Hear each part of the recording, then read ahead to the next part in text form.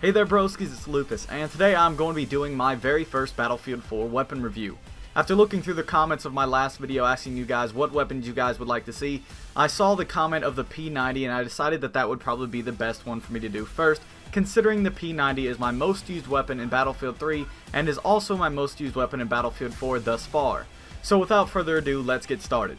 In order to unlock the P90, you have to beat the Battlefield 4 campaign. Once you make it to the final mission, you have to make the choice to sacrifice Hannah, and once you have done that, you will unlock the P90 for multiplayer.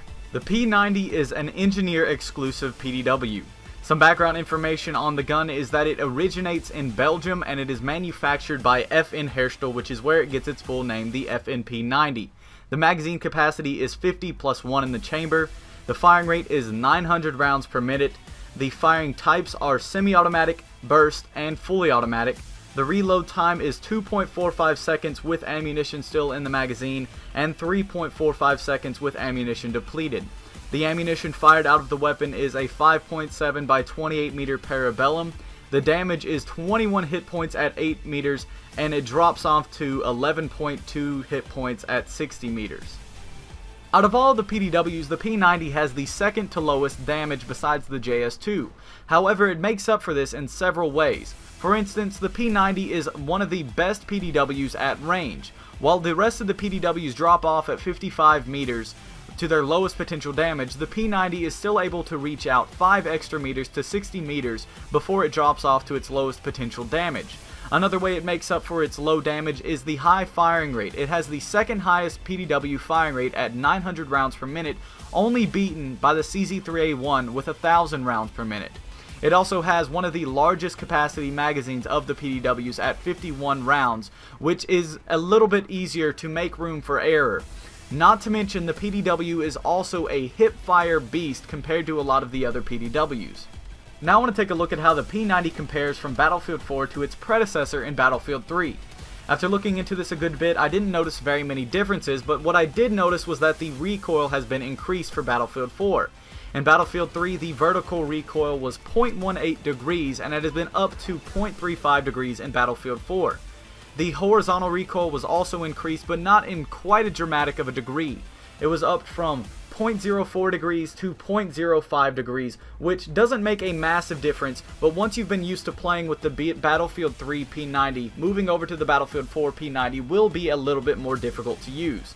Overall, the weapons are basically the same, the firing rate is the same, the reload speed is the same, the magazine capacity is the same, the appearance is the same, and overall the hipfire is pretty much the same. I would have to say that I think the hipfire was a little bit better in Battlefield 3, but overall the P90 is still a hipfire beast in Battlefield 4. In my personal opinion, the P90 is probably one of the best PDWs in the engineer class, being one of the most well-rounded with its high capacity magazine, high firing rate, and pretty decent moderate damage. I also feel like the recoil was very controllable and the accuracy is really good as well.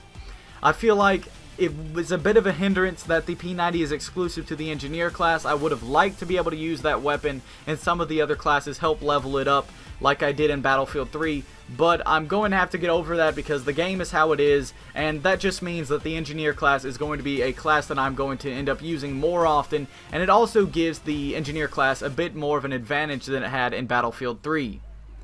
My preferred setup for the P90 is the reflex red dot sight, the laser sight, and the compensator. But if you guys have the ability to get these attachments in the battle pack, I would definitely recommend replacing the reflex red dot sight with the coyote red dot sight and the laser with the laser light combo.